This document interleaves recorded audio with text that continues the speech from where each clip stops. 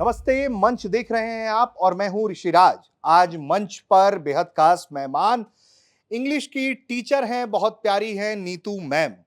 Social media की दुनिया में अक्सर वायरल रहती हैं, ओपिनिएटेड हैं, तो जाहिर तौर पर लोगों को उनके बयान से कभी आपत्ति होती है, तो कभी उनके बयान में लोग अपना समर्थन ढूंढते हैं। सोशल मीडिया पर चर्चा होती है, बच्चों को इंग्लिश पढ़ाती हैं, अच्छी टीचर हैं इंग्लिश की, तो हम भी आज थोड़ा इंग्लिश का ज्ञान लेने की कोशिश करेंगे। साथ में जो उनके विचार हैं और आने वाला जो बिहार चुनाव है, उसको लेकर क्या सोच रही हैं और कई ऐसे अहम मुद्दे जो इन दिनों देश ने देखे, उस पर उनकी क्या राय है। क्योंकि बच्चों को पढ़ाने वाले शिक्षक का विचार जो है वो बहुत अहम हो जाता है, क्योंकि जब यही बच्चों को अंकुरित करते हैं, विचार देते हैं और बच्चे फिर वहां से पंख लगाते हैं और पूरी दुनिया में जाते हैं, आसमान नापते हैं। तो नीतू मैम, बहुत स्वागत है आपका। मैं भी आपको नीतू मैम कह के ही पुकार रहा हूं। वैसे आपका नाम नीतू सिंह है, लेकिन आमतौर पर आप प्रचलित ही नीतू मैम से, तो मैं भी ये लिबर्टी लेना चाहूंगा।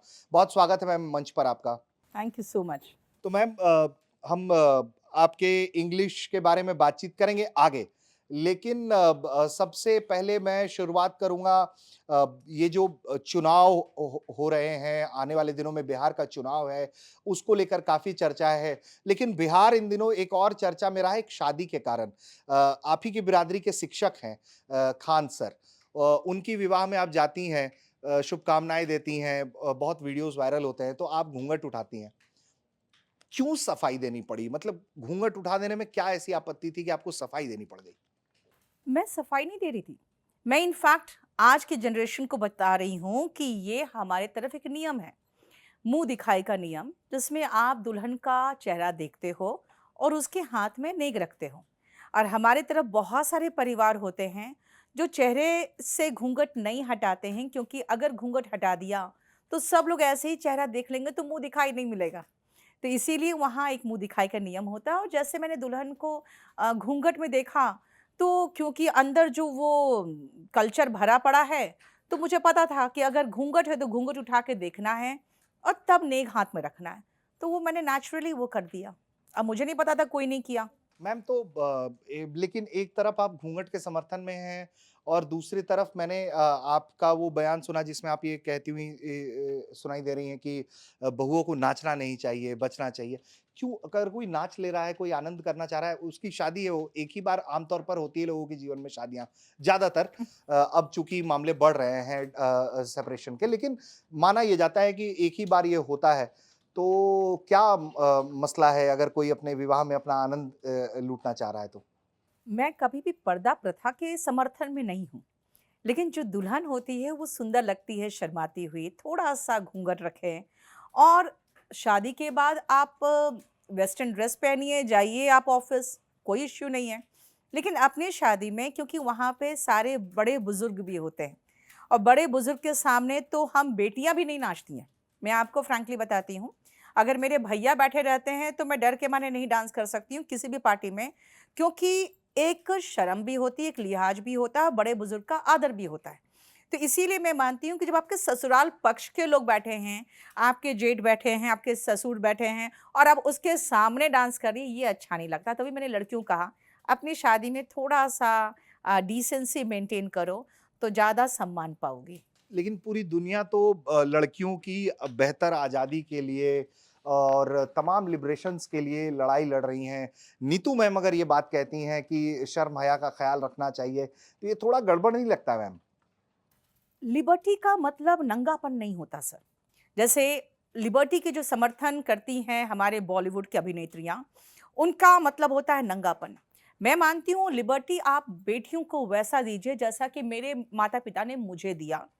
और मैं आज फाइनेंशियली इंडिपेंडेंट हूँ। मैं बिल्कुल लिबर्टी के पक्ष में हूँ, बेटियों को पढ़ाने के पक्ष में हूँ, उनको फाइनेंशियली इंडिपेंडेंट बनाने के पक्ष में हूँ और मैं मानती हूँ कि आप कॉन्फिडेंटली हर क्षेत्र में काम करिए, सिर्फ़ नाचना और नंगापन, ये 2 चीज़ें नहीं होती है लिबर्टी का मानक।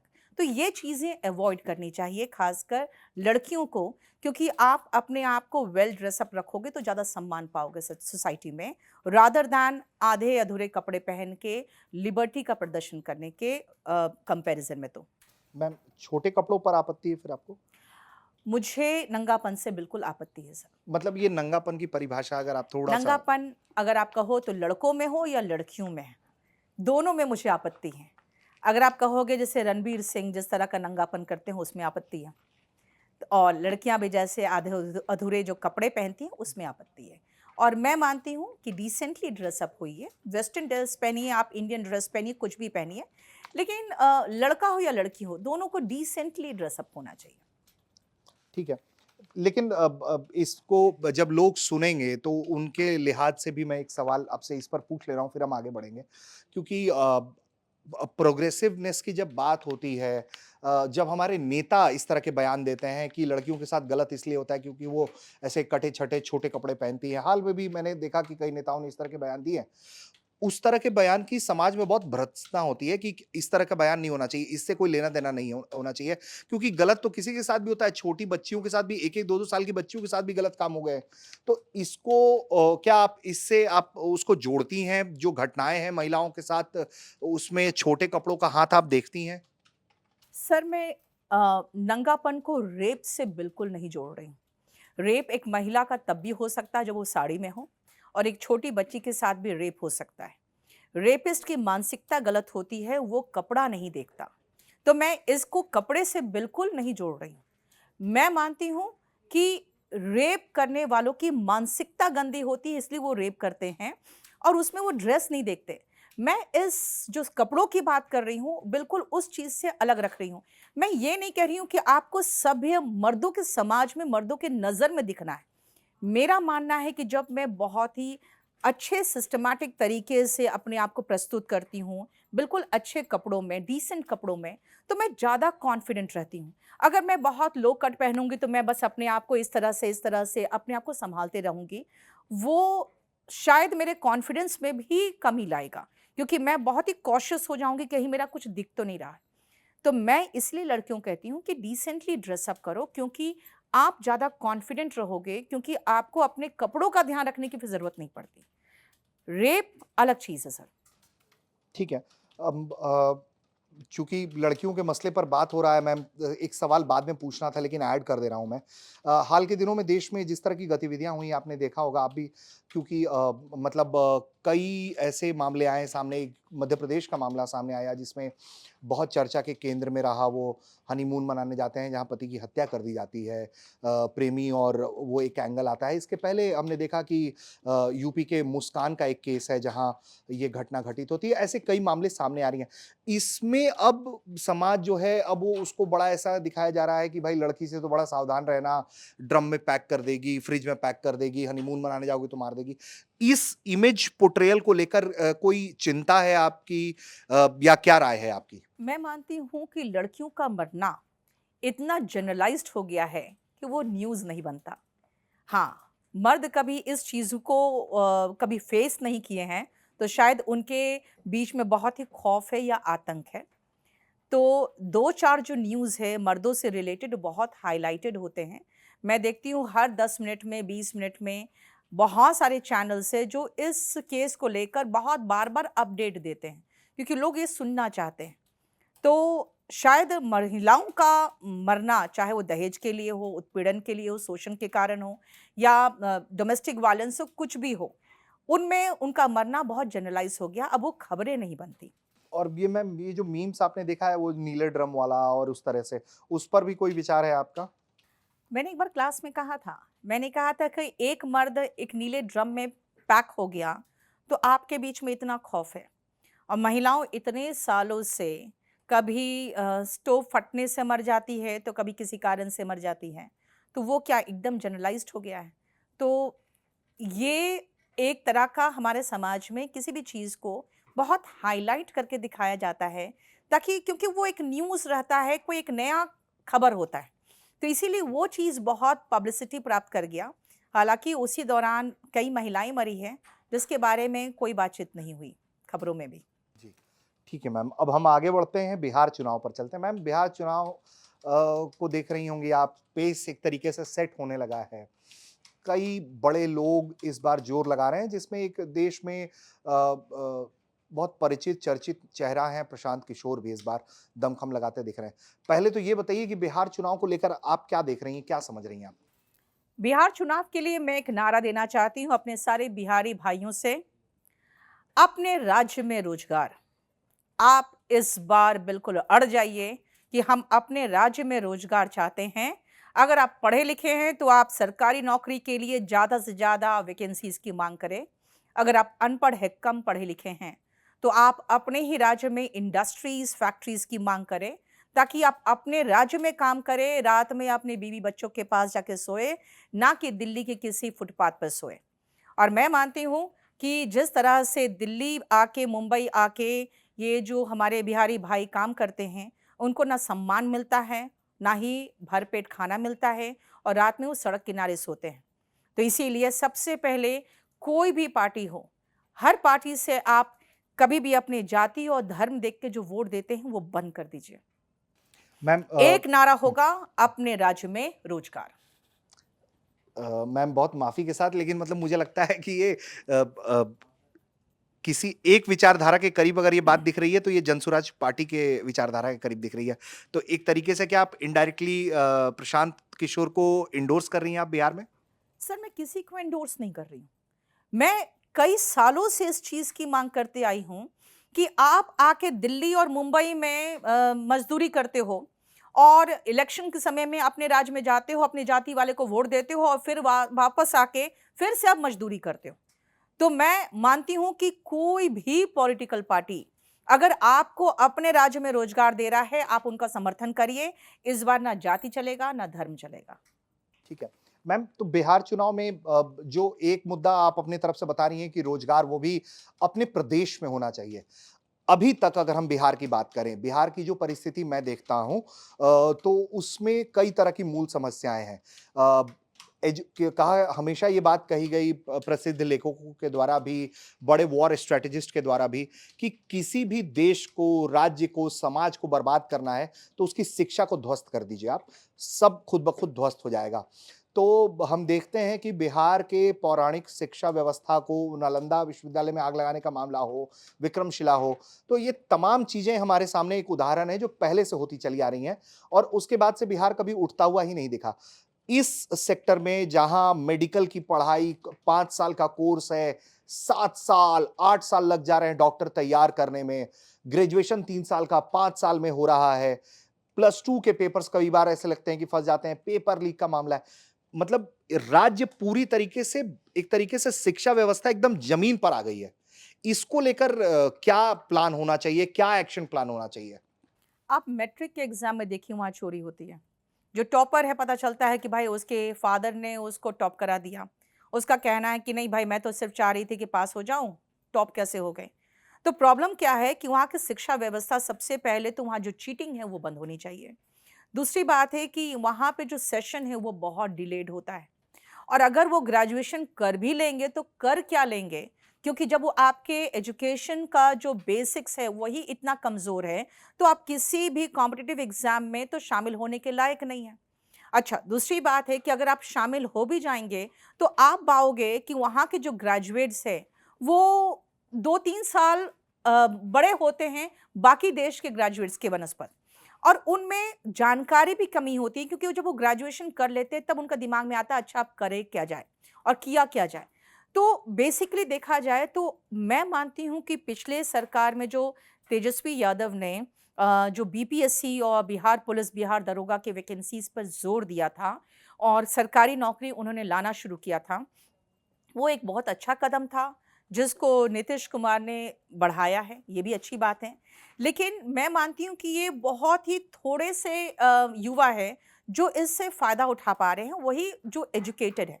अब जो आप कह रहे हो कि जो अनएजुकेटेड रह गए, यानी कि वहाँ एजुकेशन की कमी है, वो क्या करेंगे? तो अल्टीमेटली उनके पास कोई चारा नहीं बचता है, वो जाते हैं बड़े महानगरों में और महानगर में जाकर वो वहाँ पर वैसी मज़दूरी करते हैं। उनके लिए मैं कह रही हूँ कि आप जितने इंडस्ट्रीज़ एंड फैक्ट्रीज़ है जो बाहर दूसरे प्रदेशों में लगा रहे हो, जैसे गुजरात में हो, मुंबई में हो, दिल्ली में हो, उनको आप वहाँ पे एस्टैब्लिश करिए ताकि वहाँ के जो मज़दूर हैं वो वहीं पर रहें। तो दोनों तरह के लोग, चाहे पढ़े लिखे हो या अनपढ़ हो, उन दोनों के लिए रोजगार हो। अच्छा, सबसे बड़ी चीज क्या है कि अगर रोजगार मिलेगा लोगों को अपने ही जगह पे, तो वो कुछ पैसे बचाएंगे। और आपको अच्छे से पता है, जो मजदूर भी होता है, जब वो पैसे बचाते हैं तो अपने बच्चों पे खर्च करते हैं, यानी बच्चों की शिक्षा पे खर्च होगा। तो शिक्षा यहीं से तो शुरू होगी। मैम शिक्षा की बात है तो इसको और उद्योग जगत की बात हो रही है, तो क्राइम को हम अनदेखा नहीं कर सकते हैं। बहुत बड़े-बड़े बिल्डर्स, बहुत बड़े-बड़े उद्योगपति, जिनमें अनिल अग्रवाल का भी एक नाम है। आप देखिए, ये लोग बड़े व्यक्ति बने, बाहर निकलते हैं, बड़े व्यक्ति बनते हैं, बड़ी हस्ती बनते हैं। दुनिया में कारोबार है इनका, लेकिन बिहार में कोई अपना कारोबार नहीं लगा रहा है।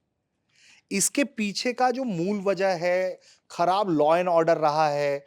अब उसके लिए पॉलिटिकली अगर हम देखें तो फिर लालू यादव जी के राज को लेकर लोग कहते हैं कि जब वो मुख्यमंत्री थे तो बर्बाद कर दिया उन्होंने राज्य को। उनका ये एलिगेशन है कि उसके बाद भी आपने कुछ सुधार नहीं किया। नीतीश जी भी मुख्यमंत्री हैं, लंबे वक्त से मुख्यमंत्री हैं लगातार, वो इधर रहे चाहे उधर रहे, मुख्यमंत्री रहे हैं वो। उसके बावजूद भी ये हालात नहीं सुधरे हैं। छोटी-मोटी फैक्ट्रियाँ खुली हैं, लेकिन बड़ा उद्योग नहीं आ रहा है। तो लॉ एंड ऑर्डर भी एक सिचुएशन है जिस पर बिहार को काम करना चाहिए। अगर आप लालू प्रसाद यादव की बात करें तो मैं इनके साथ एक और नाम जोड़ना चाहूंगी, मायावती जी का। ये लोग ऐसे लोग हैं जिन्होंने बहुत ही निचले तबके के लोगों को शान के साथ, स्वाभिमान के साथ जीना सिखाया। हाँ, ये मैं कह सकती हूँ ज़रूर कि लालू यादव के राज में किडनैपिंग एक इंडस्ट्री बन गया था। और उस समय जितने भी लोग थे जो अच्छे पैसे वाले थे, चाहे डॉक्टर्स थे, वो बहुत डर के जीते थे। आज भी अगर आप 50 प्लस साल के जो लोगों को देखोगे आप, वो कभी भी तेजस्वी यादव को के भी पक्ष में नहीं होते, क्योंकि उन्होंने बहुत ही खौफ में जीवन बिताया है उस समय, जिस समय लालू प्रसाद यादव का राज चलता था। अगर मैं आऊँ नीतीश कुमार के मामले में, तो वो सुशासन बाबू इसलिए कहलाते हैं क्योंकि उन्होंने ये सारे इंडस्ट्रीज़ जो चल रहे थे, किडनैपिंग का, फिरौती का, वो सब उन्होंने रोका और वो वहाँ पे सही में सुशासन लेके आए। लेकिन मैं एक और बात पूछूँगी आपसे कि अगर आज के समय में, अगर कांग्रेस कहेगा कि हाँ, राजीव गांधी कंप्यूटर लेके आए, तो आज उनको वोट नहीं मिलेगा। हर 2 महीने में तो आपका मोबाइल भी अपडेट माँगता है। तो अब अगर हम वही 20 साल पुरानी बातें लेकर चले कि सुशासन लेके आए थे, तो अब ये सेम आप गेम नहीं खेल सकते हो कि हाँ, अ, अब नई फसल आ गई है, नया जनरेशन आ गया, जिन्होंने वो किडनैपिंग इंडस्ट्री नहीं देखा था। तो वो आज उनके पक्ष में होंगे जो बिहार के डेवलपमेंट की बात करेंगे। जितने लोग बिहारी है बाहर जाते हैं, वो वापस इसलिए आके वहाँ कुछ नहीं करना चाहते हैं क्योंकि उनको अच्छे से मालूम है कि उनको ना सरकार की तरफ से ज़्यादा कुछ ऐसा एक्स्ट्रा फैसिलिटीज़ मिलने वाला है, ना कोई सब्सिडी मिलने वाला है। वहाँ पे इलेक्ट्रिसिटी प्रॉब्लम है, आपकी बिजली ही नहीं रहती है। सेकेंडली, जो लॉ एंड ऑर्डर की बात कर रहे हैं, वो भी थोड़ा वहाँ पर अभी भी दिक्कत है, हालाँकि ऐसा कोई मेजर दिक्कत नहीं है। तो लोग जो वहाँ से निकले हैं, वो वहाँ के प्रॉब्लम्स जानते हैं। आप रोज़ के इन छोटे-मोटे प्रॉब्लम से नहीं निपटना चाहेंगे, अगर आप चाहते हो बहुत बड़ी इंडस्ट्री लगाना। अब इतनी बड़ी इंडस्ट्री लगाने के बाद कोई वहाँ की बिजली की जो पावर कट होते हैं, उनसे निपटना नहीं चाहता। तो इसीलिए ये सब चीज़ों को सुधार करना पड़ेगा अगर इंडस्ट्रीज़ वहाँ लाना चाहते हैं तो। मैम आपने किस साल में झारखंड छोड़ा था? मैंने करीबन 1999 में झारखंड छोड़ दिया था। और उस मतलब सम तब तो वो बिहार था। हाँ, तो किस तरह का आपका एक्सपीरियंस रहा वहाँ पे? हम लोग, उस वक़्त तो उन्हीं लालू यादव जी का ही कार्यकाल था। ये मैं बता रही हूँ वही। उस समय हमारे कुछ रिलेटिव्स थे, वो डॉक्टर्स थे। वो बहुत खौफ में जीते थे क्योंकि उस समय डॉक्टर्स के जो बच्चे थे उनकी किडनैपिंग हो जाती थी और बहुत-बहुत अमाउंट फिरौती में माँगा जाता था। और कोई भी सुनवाई कहीं पर भी नहीं था, चाहे वो पुलिस स्टेशन ले लो या किसी भी मिनिस्टर के पास ले लो। तो वो उस समय का जो खौफ है, आज भी मैं बताती हूँ, जब भी मैं अगर विपक्ष में बोलती हूँ नीतीश कुमार के, या मैं कभी ऑपोज़िशन के पक्ष में बोलती हूँ, तो मैं अपने फैमिली ग्रुप में ही चारों तरफ से घेरी जाती हूँ, क्योंकि वो आज तक उस जो ट्रॉमा है, उनसे निकल नहीं पाए हैं वो लोग। घर का कोई ऐसा एक्सपीरियंस रहा कि घर का कोई व्यक्ति कभी किडनैप नहीं, हो गया? घर का एक्सपीरियंस नहीं, लेकिन हाँ, मेरे एक रिलेटिव है जो डॉक्टर है, उनके फ्रेंड के बेटे का किडनैपिंग हुआ था।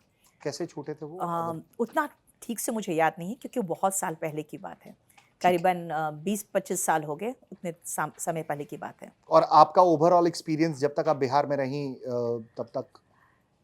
हम लोग सच कहें तो बहुत ही एक बंधन वाले समाज में जिए हैं।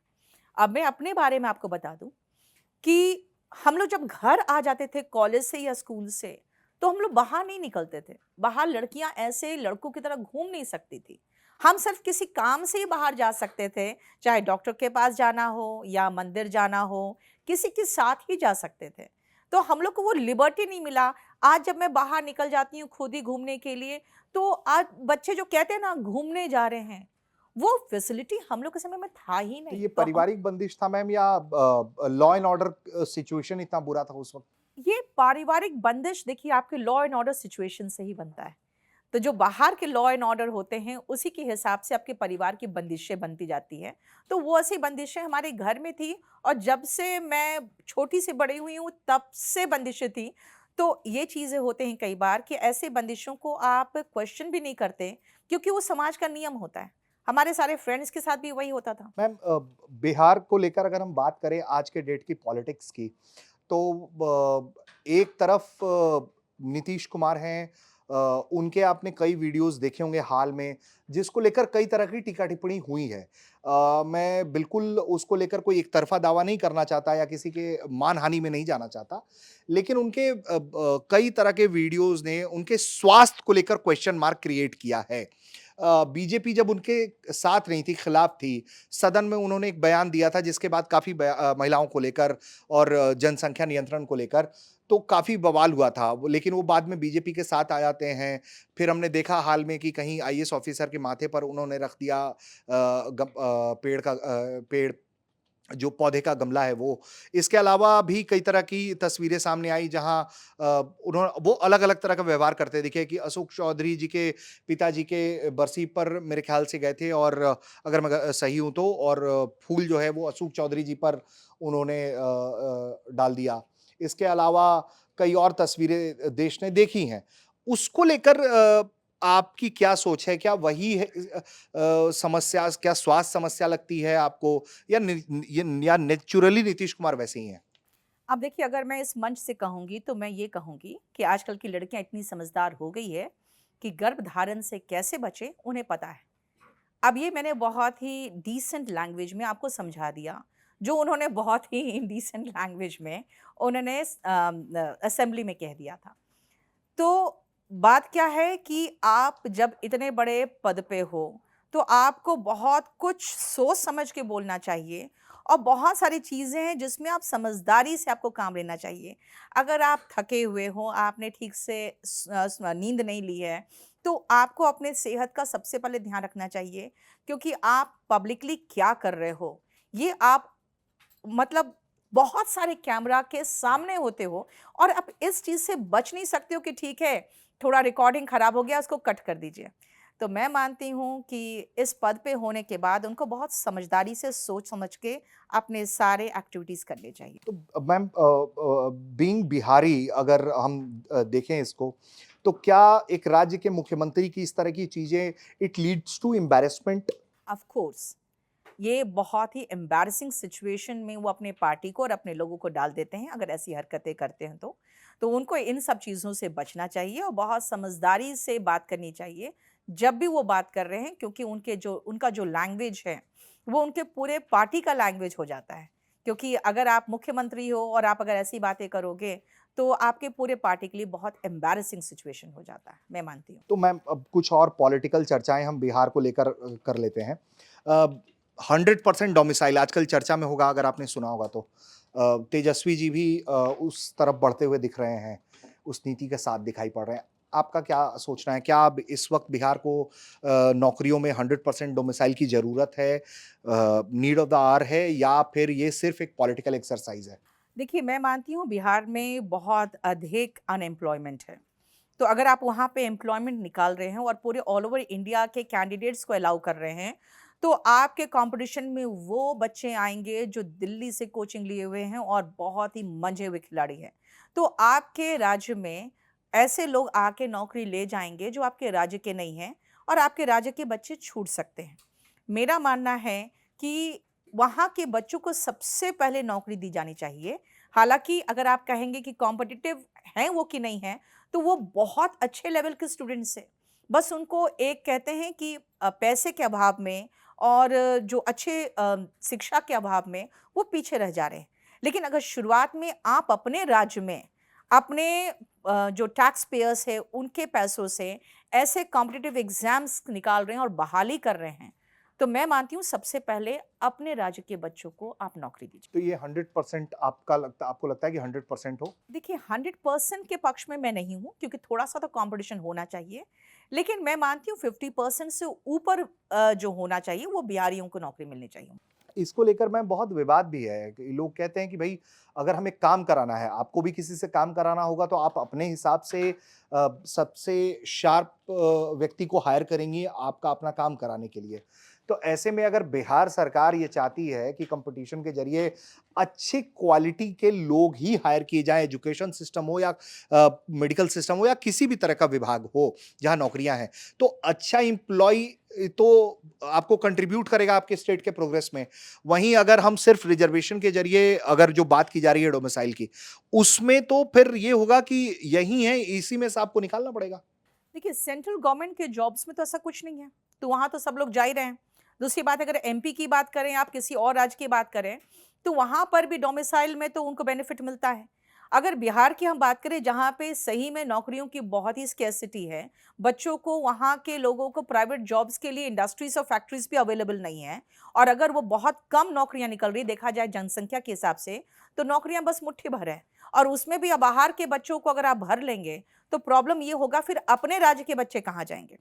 तो मेरा मानना है कि ऐसा है कि वहाँ के बच्चे ऐसे नहीं कोई मूर्ख है या उनको नॉलेज नहीं है या वो मेहनती नहीं है, कर्मठ नहीं है, वो सब कुछ है। लेकिन आपको 50% से ऊपर वहाँ पर रिज़र्वेशन देना पड़ेगा ताकि आप अपने राज्य में अगर वैकेंसी निकाल रहे हैं, तो पूरे भारतवर्ष से लोग आके उस नौकरियों को ले लें और अपने राज्य के बच्चे छूट जाएँ, ये सही नहीं होगा। मैम तेजस्वी यादव को बतौर नेता कैसे देखती हैं आप? तेजस्वी यादव अच्छे हैं, कर्मठ नेता है और सच कहें तो लालू का जो विरासत है, वो सँभाल पाएँगे। और उनके घर में एक और नेता हुए जिनको आजकल पार्टी से निकाल दिया गया है, तेज प्रताप यादव। प्रकरण सुना होगा आपने दूसरे विवाह का प्रकरण है, जी। पहली पत्नी से विवाद है, तलाक का मुकदमा जो है वो अदालत में है। अ, तेज प्रताप यादव के पोस्ट को लेकर कई तरह का विवाद है। पहले उन्होंने कहा कि हैक हो गया है जी, फिर पोस्ट हो गया, फिर डिलीट हो गया। ये सब चलता रहा। कैसे देखती हैं इस पूरे प्रकरण को, दूसरे विवाह को स्वीकार कर लेना और ये बताना कि 12 साल पहले से है? तेज प्रताप गलत जगह पैदा हो गए हैं। राजनीतिक शादी का शिकार हो गए हैं और मैं मानती हूँ कि बहुत ही वो इनोसेंट, भोले-भाले इंसान हैं। उनको पॉलिटिक्स से कोई मतलब नहीं है।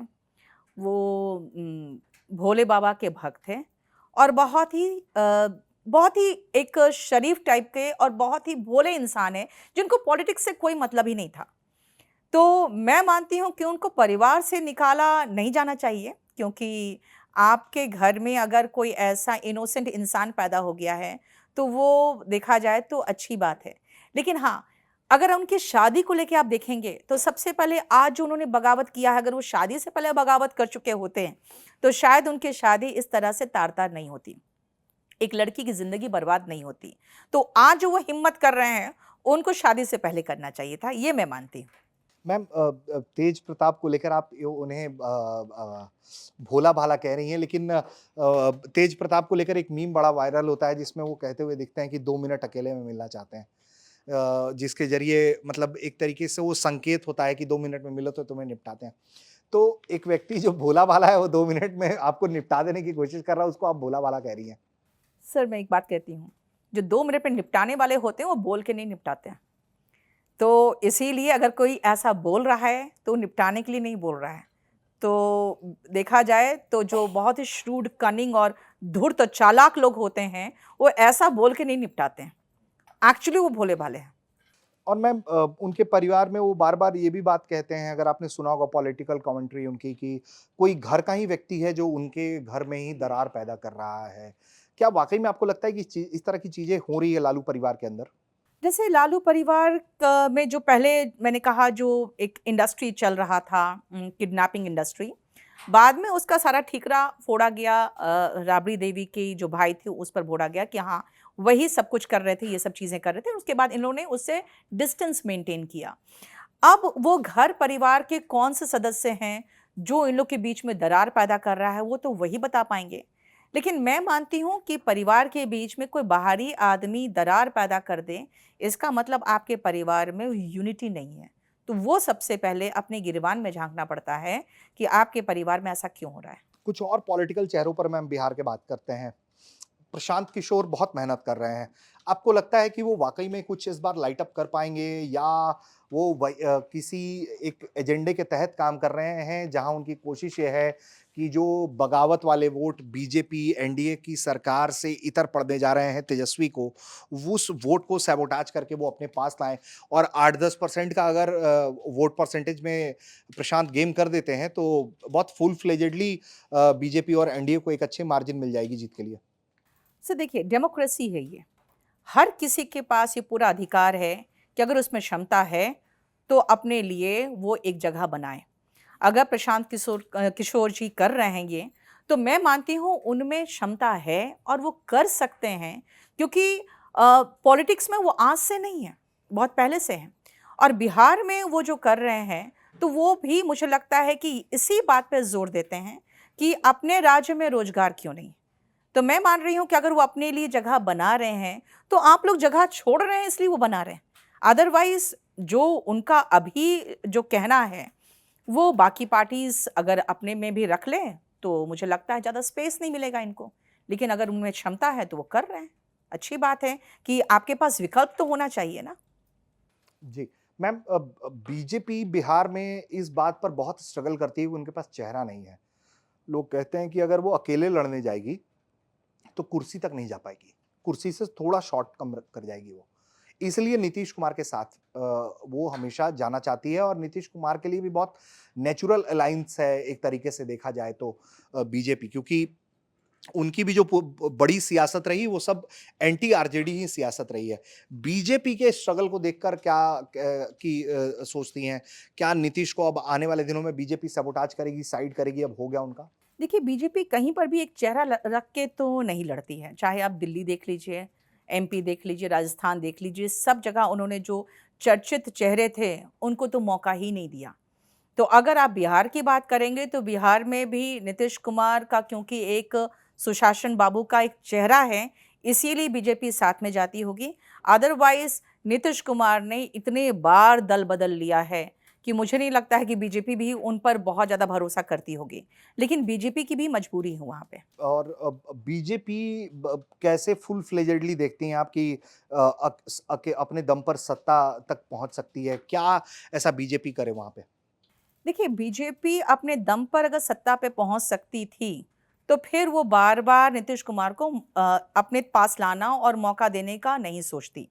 लेकिन एक चीज़ है, बीजेपी में बहुत बढ़िया संगठन है और बहुत संगठित तरीके से ये हर राज्य में कोशिश करती है। वो कोई भी राज्य देख लीजिए, जितने भी उनके फ्रंट लाइन वर्कर्स हैं और नेता हैं, सब उस राज्य में लग जाते हैं। तो मैं मानती हूँ कि सबसे बड़ा यूएसपी इनका जो है, वो है इनका यूनिटी और सारे जितने नेता हैं, कार्यकर्ता के रूप में काम करते हैं कहीं पर भी जाके, वो सबसे बड़ी बात है। मैम अगर बिहार के मुख्यमंत्री के चेहरों पर बात करें नीतीश कुमार के अलावा तो तेजस्वी एक बड़े कंटेंडर हैं। इन दिनों चर्चा चिराग पासवान जैसे चेहरे की भी हो रही है। हालांकि पॉलिटिकल पंडित ये कहते हैं कि वो अपनी पार्टी से तो नहीं बन पाएंगे, अपनी पार्टी का उनको मर्जर कराना पड़ेगा बीजेपी में। तब बीजेपी के लिए बहुत कंफर्टेबल हालात हो जाएंगे। चिराग पासवान, तेजस्वी यादव, प्रशांत भी रेस में है लेकिन उनकी पार्टी बहुत नई है। इसके अलावा अगर हम देखें तो सम्राट चौधरी बीजेपी से हैं। पॉलिटिकल कैंडिडेट्स में सीएम के चेहरे के तौर पर किस पर आपका वेटेज ज़्यादा है? क्या लगता है कि कौन इसमें से अच्छा प्रॉमिसिंग सीएम बन सकता है बिहार का? देखिए, प्रॉमिसिंग सीएम की अगर आप बात करोगे, तो मैं मानती हूँ कि आप किसी भी नए व्यक्ति को भी मौका दे सकते हो, चाहे वो आप प्रशांत किशोर की बात क्यों ना करें। लेकिन अगर आप कहेंगे कि सीएम कैंडिडेट कौन हो सकता है अगले इलेक्शन के बाद, तो या तो तेजस्वी होंगे या तो नीतीश कुमार होंगे, यही दोनों में से कोई एक हो सकता है। अगर आप बात करेंगे चिराग पासवान की, तो उनके साथ एक बहुत ज़बरदस्त प्रॉब्लम है कि उनके फादर ने कभी भी अपना जो एक पार्टी है, उनको एक मजबूत रूप से नहीं बनाया। जब भी कोई सत्ता में रहे हैं, अब उनके साथ आ गए। तो इसीलिए उनके पास एज़ सच कोई बहुत आधार नहीं है आरजेडी की तरह कि वो अपना अलग से एक स्टैंड ले सकते हैं। और जब तक आपकी अपनी पार्टी बहुत अच्छा नहीं करेगी, तब तक आप मुख्यमंत्री नहीं बन सकते, जहाँ तक मैं मानती हूँ। मैम क्या लगता है लाइन ऑफ पॉलिटिक्स क्या होनी चाहिए आरजेडी के सामने आने वाले दिनों में चुनाव को लेकर कि किस तरह की राजनीति लाइन रखे जिसके ज़रिए वो अच्छा प्रदर्शन कर पाएँ?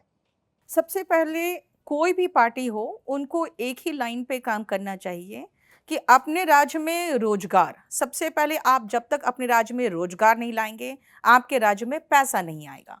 अगर पैसा नहीं आएगा, तो आपका राज्य का इकोनॉमी बूम नहीं करेगा और अल्टीमेटली आपकी इकोनॉमी पर ही आपके पूरे के पूरे जितने समाज और जनसंख्या है, सब उसी पर निर्भर करती है। तो आपका ऑलराउंड डेवलपमेंट के लिए पैसा चाहिए और पैसा बहुत ज़रूरी है। तो इसीलिए इसी लाइन पे काम करना चाहिए। जाति, धर्म ये सब आप किनारे रखिए। आप सिर्फ रोज़गार और व्यापार ये सब बढ़ाने के लिए हर पार्टी को काम करना चाहिए। कोई भी पार्टी सत्ता में आए, उनको इसी लाइन पे काम करना। लेकिन वो पूरी पॉलिटिक्स की अलाइनमेंट मैम कास्ट से ही है, मतलब सब कुछ कास्ट से ही डिसाइड हो रहा है। तो ये तो एक बड़ा फैक्टर है। बिहार को लेकर क्या आपको भी लगता है कि बिहार कास्ट पॉलिटिक्स के लिए बदनाम है, जबकि ये सब कुछ साउथ इंडिया तक हो रहा होता है, जहाँ अलग-अलग समुदाय के लोग अपने लिए लॉबी कर रहे होते हैं कि भाई हमारा नेता नहीं बनाओगे तो हम नहीं जाएँगे।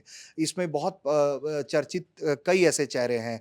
अगर हम सिद्धारमैया की कम्युनिटी की बात कर लें, तो उनकी कम्युनिटी का नाराज़ होने का डर होता है। बीएस येदियुरप्पा हैं, उनको बीजेपी जब कुछ इधर-उधर करती है, तो उतना हंगामा हो जाता है। तो क्या बिहार सिर्फ बदनाम है कास्ट पॉलिटिक्स के लिए या एक्चुअल में ये इंजेक्शन बिहार का ही है जो पैन इंडिया फैला है? देखिए, बात क्या है ना, ये विडंबना है हमारे देश की कि हर जगह पे ये कास्ट और रिलीजन घुस जाता है पॉलिटिक्स में। लेकिन मैं मानती हूँ कि ये हर जगह ही प्रॉब्लम है। अगर आप देखिए कनाडा में भी, तो वहाँ पर भी जो सिख समुदाय है, वो भी बहुत इन्फ्लुएंस करता है। तो अगर आपका कास्ट या आपका क्लास बहुत बड़ा हो, आपका रिलीजन बहुत बड़ा हो, तो उसको लोग थोड़ा-सा इज़्ज़त देते ही हैं और तवज्जो देना ही पड़ता है। लेकिन मैं सिर्फ़ ये मानती हूँ कि बिहार आज बहुत पिछड़ा हुआ है और उसका एक रीज़न ये है कि हम लोग अपना कास्ट, अपनी जाति देखकर वोट देते आ रहे हैं। ये चीज़ बस इस बार ना करें और आप देखोगे कि जो भी पार्टी सत्ता में आएगी, वो मजबूर हो जाएगी वहाँ पे इंडस्ट्रीज़, फैक्ट्रीज़ और रोज़गार लाने के लिए।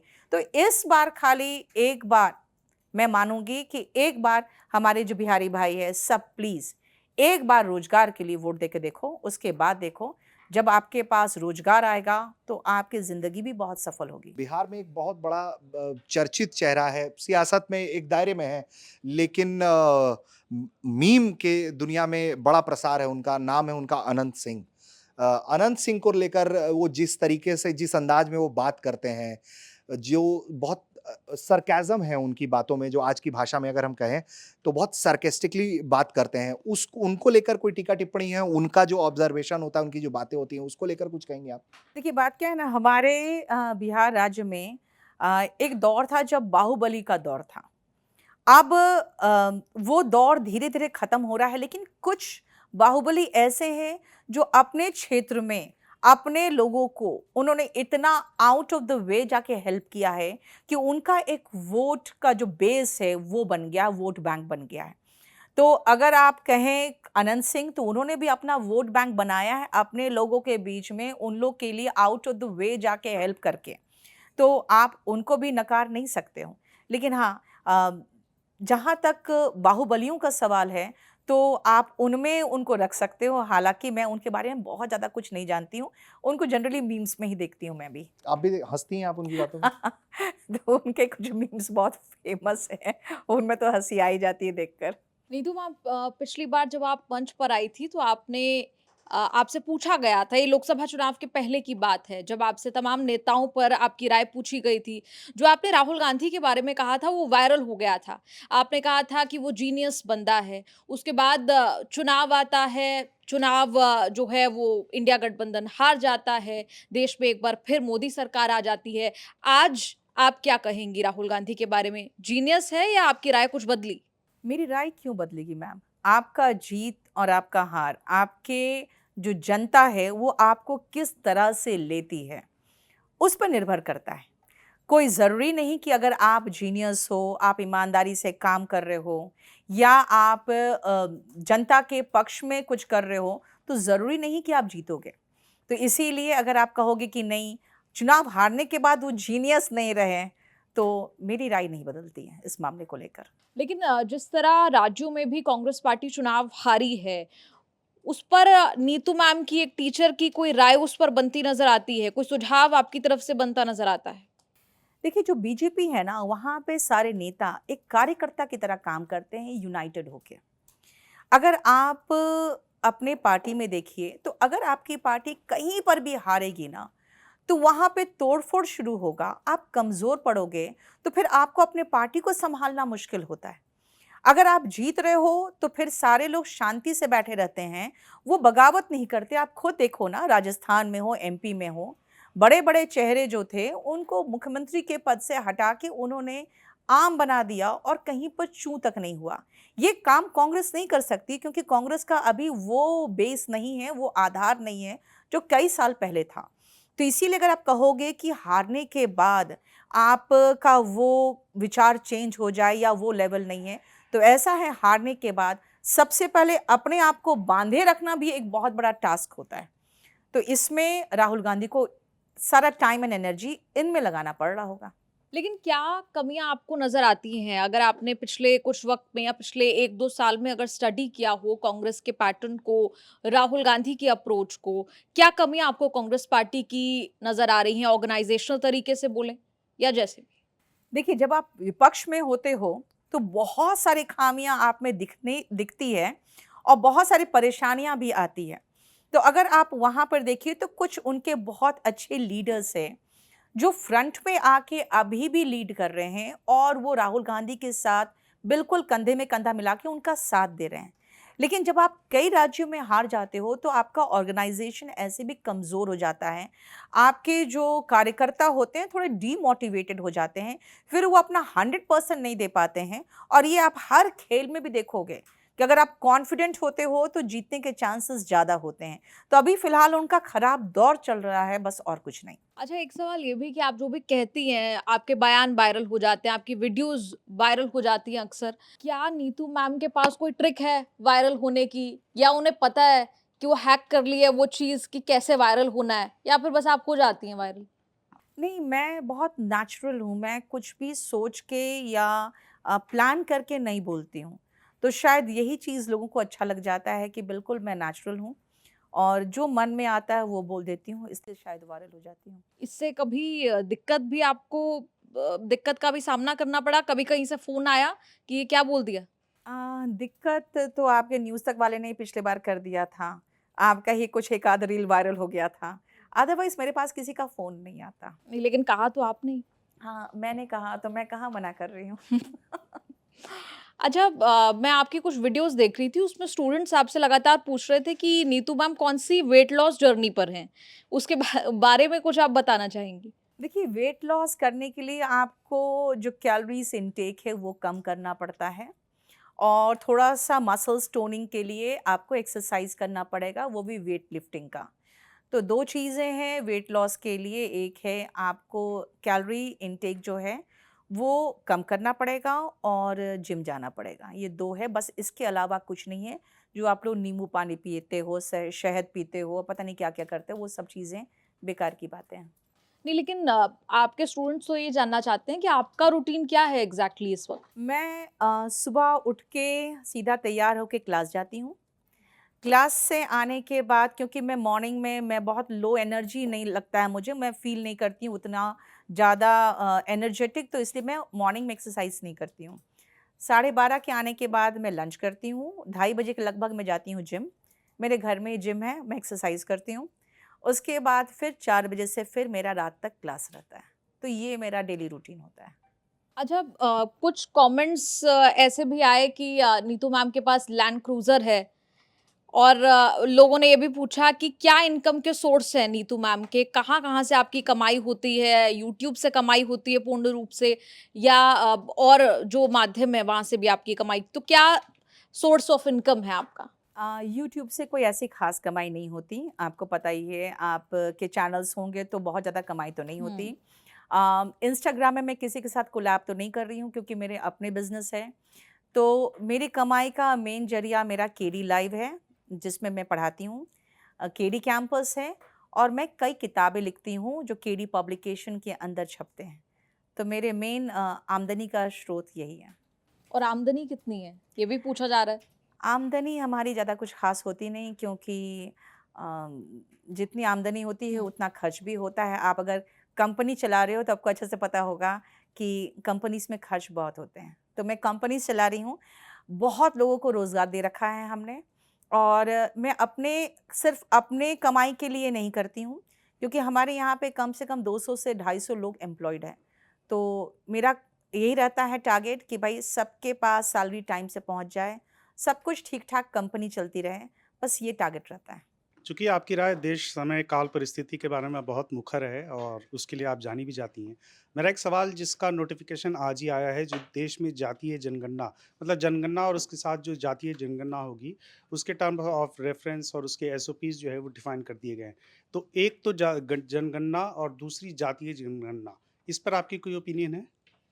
देखिए, इस मामले में मैं थोड़ा-सा एक और डिफरेंट व्यू रखती हूँ कि जाति पता सरकार को तो होनी चाहिए, क्योंकि किस जाति के कितने लोग हैं और उनका लेवल क्या है, उनके साथ प्रॉब्लम क्या एसोसिएटेड है, उस समाज के किस तबके में हैं, क्या उनके इम्प्रूवमेंट की ज़रूरत है, उनको किस तरह का सहयोग चाहिए, ये ज़रूरी है। लेकिन हम एज़ अ होल पूरे देश को जाति और धर्म में इतने बाँट चुके हैं कि अब मुझे लगता है कि इसके जो नेगेटिव इम्पैक्ट्स हैं, वो ज़्यादा होंगे, क्योंकि एक बार जब पता चल जाएगा कि किस जाति के कितने लोग हैं, तो उनको अपीज़ करने के लिए जो अपीज़मेंट पॉलिटिक्स होता है, वो और बृहत लेवल पे शुरू हो जाएगा। तो इसीलिए मैं मानती हूँ कि ऐसा करने के प्रोस एंड कॉन्स दोनों हैं। तो फिर अगर सरकार को ही सिर्फ़ पता होगा तो मतलब बीजेपी को पता होगा अगर इस समय की बातचीत हो, तो फिर कांग्रेस उसका फ़ायदा नहीं ले पाएगी, समाजवादी पार्टी, आरजेडी को इसका फ़ायदा मिलेगा। ये तो फिर जातियों की जो जनगणना ये बीजेपी के इलेक्शन मैथमेटिक्स में उनके काम आएगी फिर। नहीं, यही मैं आपको बता रही हूँ कि अगर एक पार्टी को पता चलेगी तो सारी पार्टियों को पता तो चलनी चाहिए। ये तो आप डेमोक्रेसी में रोक ही नहीं सकते हैं कि सिर्फ सरकार को पता हो और बाकी लोगों को पता नहीं हो। लेकिन इसके दोनों चीज़ हो सकते हैं ना, सरकार इसके फ़ायदे भी उठा सकती है और इसका नुकसान भी है कि सरकार अगर अपीसमेंट पॉलिटिक्स खेल जाए और उस जाति के लिए कुछ विशेष ऐसा ले आए कि भाई पूरा वोट बैंक ही उनके तरफ चले जाए, तो ये एक प्रॉब्लम हो सकता है बाकी अपोज़िशन के लिए भी। लेकिन मेरा यही चीज़ मानना है कि इस जाति जनगणना के प्रोस एंड कॉन्स दोनों हैं, क्योंकि आप देखोगे कुछ ऐसी जातियां हैं जिनके बारे में कोई सोच भी नहीं रहा है, कुछ भी नहीं कर रहा है और वो धीरे-धीरे एक शेड्यूल्ड ट्राइब्स के भी सबसे निचले पायदान में पहुंचते जा रहे हैं वो लोग। तो उनके लिए कुछ किया जाना चाहिए। लेकिन आपको अच्छे से पता है कि हमारे देश में जहाँ पे जाति आधारित राजनीति चल रही है, वहाँ पे अपीज़मेंट पॉलिटिक्स भी बहुत ज़्यादा है। तो वहाँ पे इसके ज़्यादा नुकसान है, फ़ायदे कम हैं। तो इस अपीज़मेंट और जाति वाली पॉलिटिक्स में राहुल गांधी घुसे और उन्होंने जो नारा बुलंद किया, जितनी आबादी उतना हक, और उसका असर हुआ कि फिर सरकार ने जनगणना के साथ जातीय जनगणना कराने का भी फैसला किया।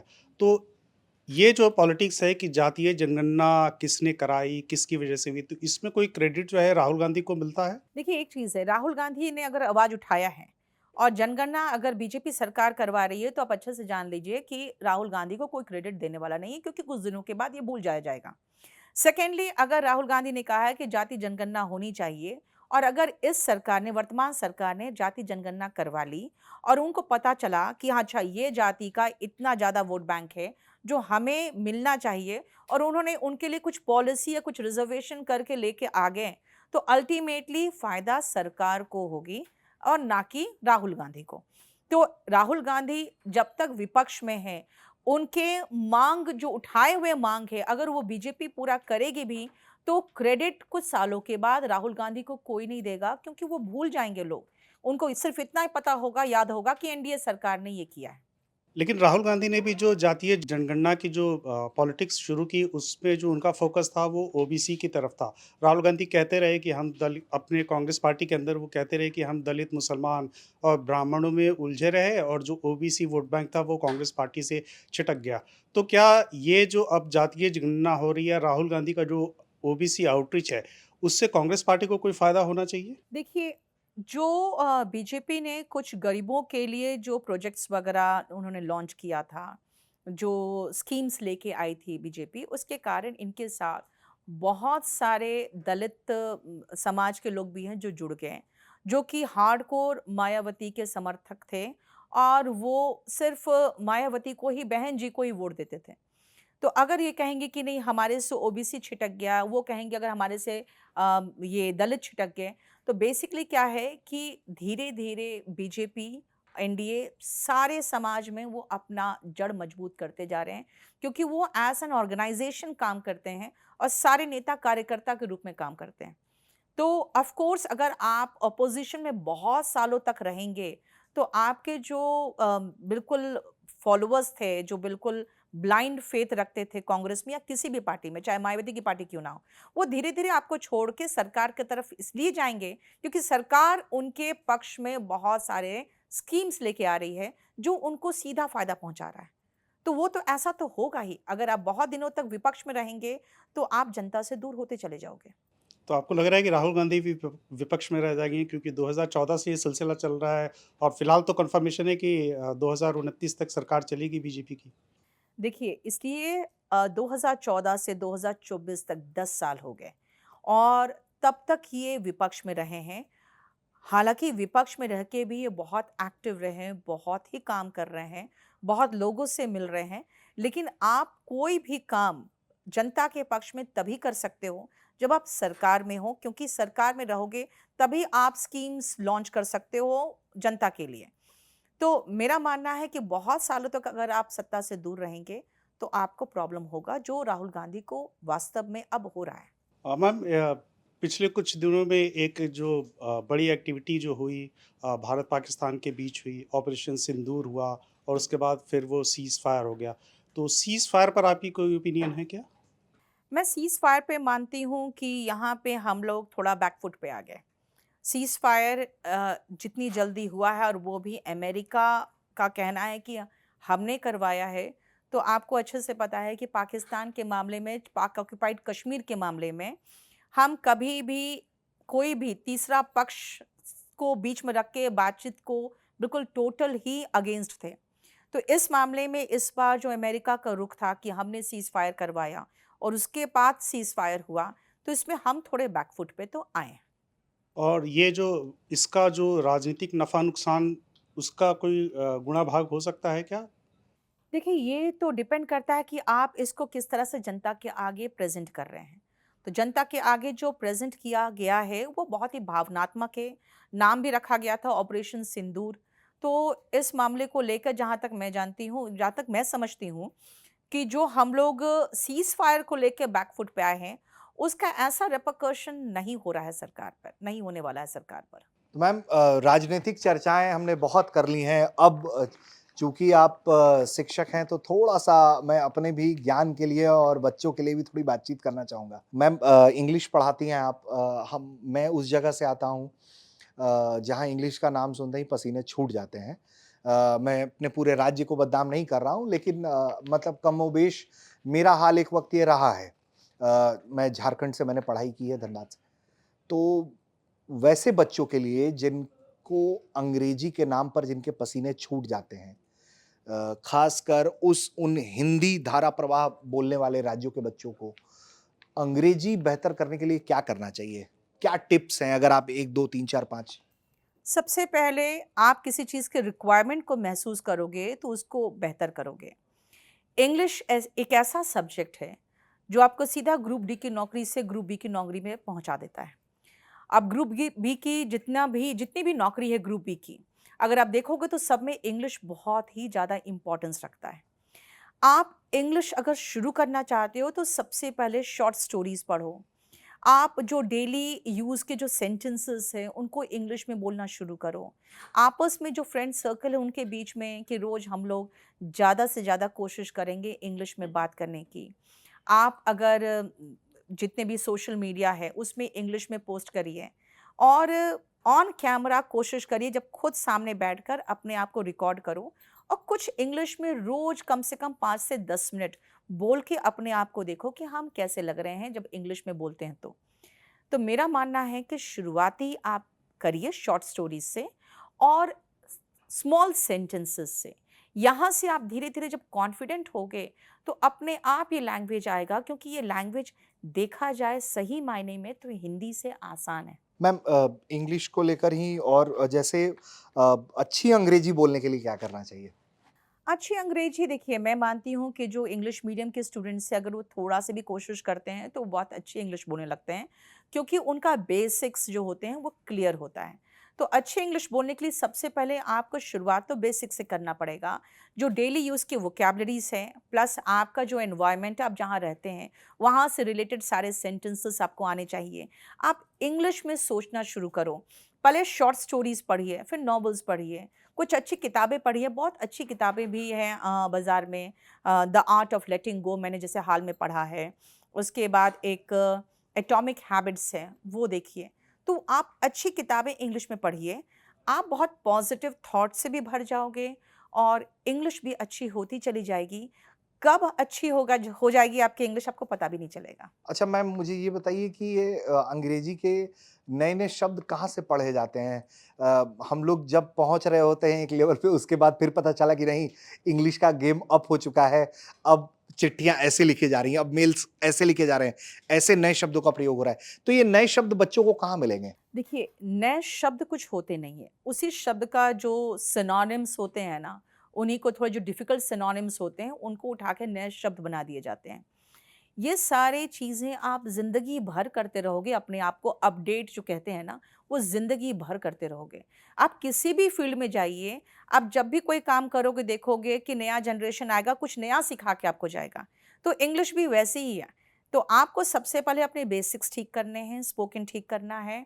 आप नॉर्मल इंग्लिश पहले ठीक कर लो, उसके बाद उससे रिलेटेड कुछ अच्छे वोकैब्युलरीज़ आते हैं, तो फिर आप उसको रिप्लेस कर सकते हो। लेकिन पहले आपको नॉर्मल इंग्लिश तो करना पड़ेगा, ठीक। मैम शशि थरूर का नाम सुना होगा आपने। आप इंग्लिश की टीचर हैं और वो इंग्लिश बहुत माशाअल्लाह बोलते हैं। तो उनकी अंग्रेजी जब आप सुनती हैं तो आपको लगता है कि वो बहुत क्लासरूम में भी बड़े अच्छे बच्चे रहे होंगे अंग्रेजी के? देखिए, शशि थरूर का आप सिर्फ़ इंग्लिश नहीं देखिए, उनका नॉलेज भी देखिए। अगर वो इंग्लिश में जो बोल रहे हैं, वो अपना नॉलेज बता रहे हैं, तो वो बहुत ही लर्नेड व्यक्ति भी है। इंग्लिश तो उनकी बहुत बढ़िया है, लेकिन वो बहुत लर्नेड व्यक्ति भी है। और जब एक पढ़ा-लिखा व्यक्ति, बहुत ही अच्छा पढ़ा-लिखा व्यक्ति जब अपनी बातों को शब्दों में पिरोता है, तो वो बहुत ही अच्छे लैंग्वेज के साथ-साथ बहुत अच्छी वोकैब्युलरीज़ भी इस्तेमाल करता है। तो शशि थरूर उस लेवल पे आते हैं। मैम तो उनकी अंग्रेजी से क्या इंग्लिश के जो टीचर हैं, इंग्लिश पढ़ाने वाले लोग हैं, वो भी थोड़ी ईर्ष्या रखते हैं अच्छे भावना में ही सही लेकिन ऑफ कोर्स उनकी आपको भी इंग्लिश बहुत अच्छी है और देखिए ईर्ष्या नहीं रखते हैं, हम उनको रिगार्ड करते हैं क्योंकि उनका जो लेवल है वो एक +1 लेवल है। तो हम उन तक पहुंचना चाहते हैं इसीलिए उनको रिगार्ड करते हैं। जब भी आप किसी अच्छे को देखते हो तो 2 चीज़ें कर सकते हो, या तो ईर्ष्या कर सकते हो या आप रिगार्ड कर सकते हो कि मुझे भी वहाँ पहुँचना है। तो मैं मानती हूँ मैक्सिमम जो इंग्लिश के टीचर्स हैं, सब उनको रिगार्ड करते हैं और चाहते हैं कि हम भी एक दिन वैसे ही बढ़िया इंग्लिश बोलें जैसे कि वो बोलते हैं। आपके कुछ रील्स हमने देखे जिसमें अंग्रेजी को लेकर आप चिट पढ़ती हैं और उसमें कोई आपसे पूछ रहा होता है कि will you go on date ये कौन सा टेंस है जिस पर आप तो ये जो रोचकता है ये पढ़ाने का जो स्किल है ये मैम क्या ये वाकई में बच्चे पूछ रहे होते हैं या ये रील के हिसाब से बनाया जाता है या ये एक आपने एक नया तरीका निकाला है बच्चों को बेहतर तरीके से समझाने पढ़ाने का? असल में मैं 7-8 घंटे रह जाती हूँ क्लास में। तो जो हमारे सोशल मीडिया के लोग होते हैं वो कहते हैं कि मैम कुछ तो बना दो बैठ के, तो मैं कहती हूँ भाई मैं थक गई हूँ, मेरी बस की बात नहीं है।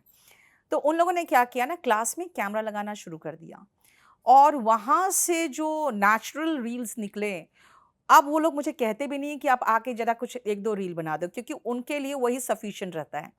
अब क्लास में क्या होता है, करीबन 50-60 ऐसे चिट आते हैं क्वेश्चन पूछने के लिए, क्योंकि क्लासरूम में बहुत बच्चे होते हैं। तो वो सीधा उठ के क्वेश्चन नहीं पूछ पाते हैं, तो वो चिट में भेजते हैं।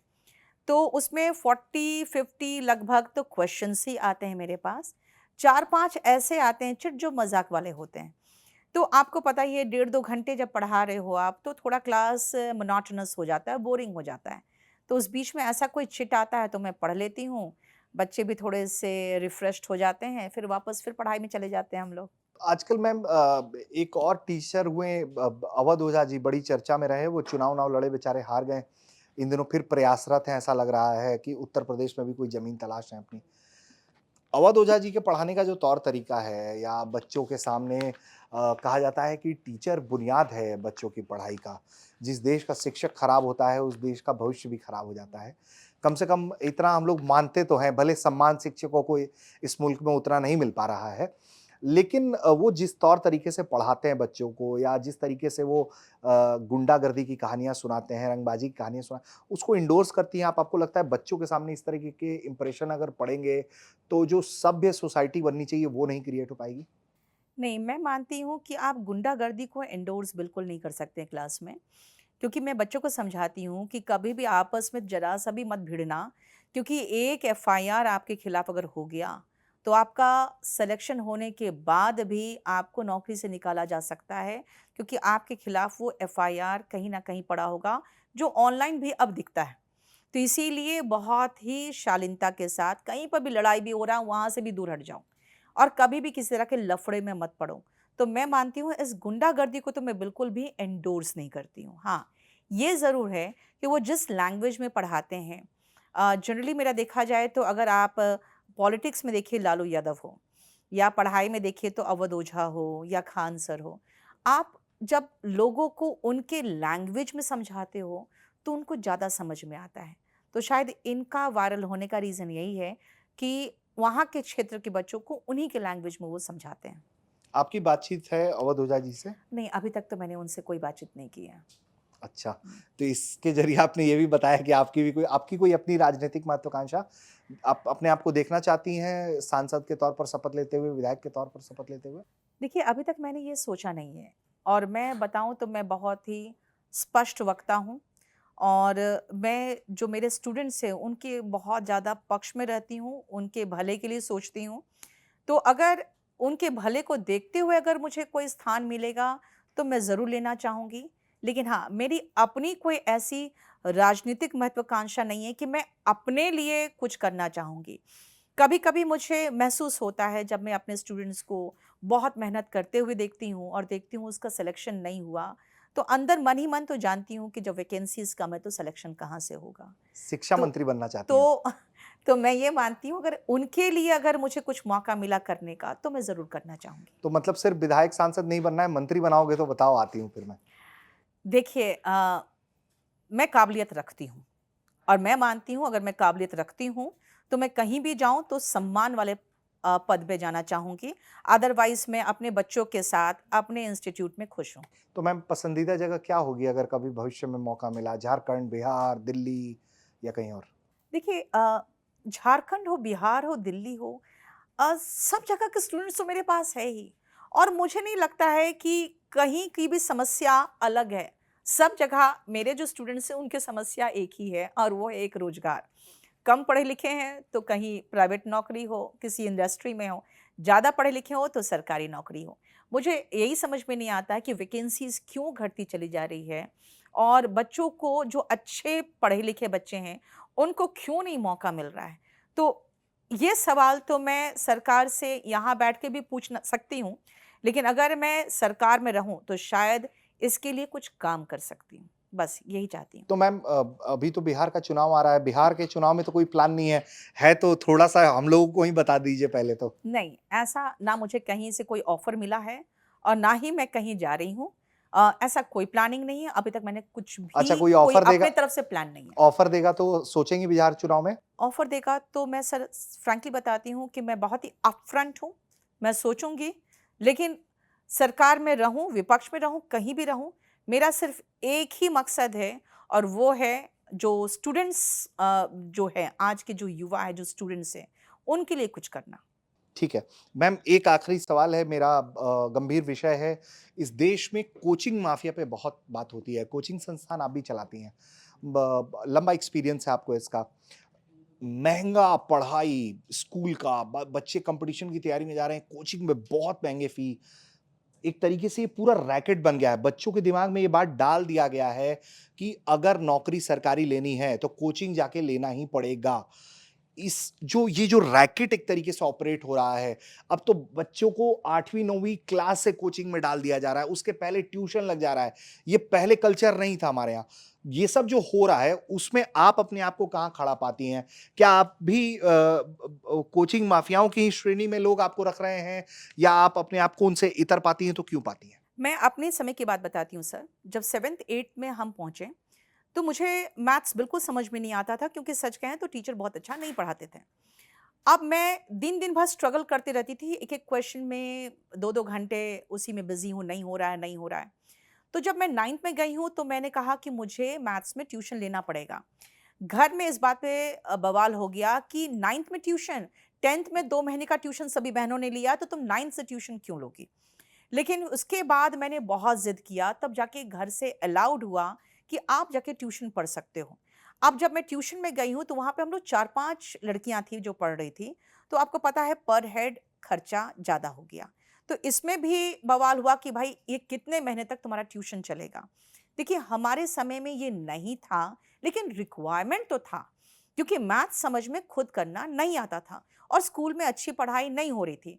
अब मुझे ये बताइए, आज के समय में भी देखा जाए, तो कोचिंग कौन कर रहे हैं? वो बच्चे कर रहे हैं जिनको स्कूल में या तो समझ में नहीं आ रहा है, या स्कूल में टीचर्स उतने एफर्ट्स नहीं डाल रहे हैं। तो अगर वो कोचिंग सेंटर जा रहे हैं, तो कोचिंग इंडस्ट्री वो स्कूल के पढ़ाई को ही आपको घोल के पिला रही है, जो स्कूल में अगर स्कूल के टीचर्स फेल कर गए हैं इस मामले में तो। अब अगर आप कहेंगे कोचिंग माफिया, तो मैं आपको बताऊं, अगर हम 20-25 हज़ार में आपको 8 से 9 महीने की रोज 4 घंटे की कोचिंग करा रहे हैं, 4.5 घंटे की कोचिंग करा रहे हैं, पूरा full course with study material, test series, online assistance सब दे रहे हैं, तो मुझे नहीं लग रहा है कि आप इससे ज़्यादा तो उन प्राइवेट स्कूल्स में दे रहे हो, और वो भी पर मंथ, जहाँ पे आप कुछ भी पढ़ के नहीं आ रहे और वहाँ के टीचर्स में वो एफिशिएंसी नहीं है, क्योंकि वो इनफैक्ट गवर्नमेंट टीचर्स नहीं हैं, वो प्राइवेट टीचर्स हैं। तो प्राइवेट स्कूल्स में फीस बहुत ज़्यादा है। और दूसरी बात, एक और बात है कि अगर आपको कोई असिस्ट कर दे रहा है कोई चीज़ को आसानी से समझने में, तो गलत क्या है? हम भी पढ़ा रहे हैं, हम बहुत मेहनत करते हैं, और आपको एक और बात बताते हैं, हम लोगों को बहुत अपडेटेड रहना पड़ता है। कोचिंग इंडस्ट्री में टीचर्स का सर्वाइवल ऑफ द फिटेस्ट है। 10-10, 15-15 साल पुराने teacher out of coaching industry हो जाते हैं, क्योंकि उन्होंने अपने आप को अपडेट नहीं किया है। तो इसीलिए यहाँ पर बहुत मेहनत लगता है, बहुत दिलो जान से पढ़ाते हैं और बहुत कम फीस में पढ़ाते हैं। लाखों की फीस जो आप बात कर रहे हैं, लाखों की फीस सिर्फ और सिर्फ यूपीएससी की कोचिंग में चलती थी, और वो भी जब से ऑनलाइन आया है, अभी हम जब ऑनलाइन आए हैं, फीस बहुत ड्रास्टिकली कम हुआ है। तो बच्चा घर बैठे भी पढ़ सकता है, ऑफलाइन भी आ सकता है, वो जैसे चाहे और जिस रेट में चाहे वो पढ़ सकता है। सब कुछ अवेलेबल है अब ऑफलाइन एंड ऑनलाइन। ठीक है। मैम तो बहुत सारी शुभकामनाएँ, चूँकि आप राजनीतिक भविष्य की तरफ भी बहुत ऊर्जावान दिखाई पड़ी इस बातचीत में। उसके लिए भी बहुत शुक्रिया, और खुलकर आपने अपनी राय रखी बिहार के लिए और तमाम जो मसले समाज में चल रहे हैं उसके लिए।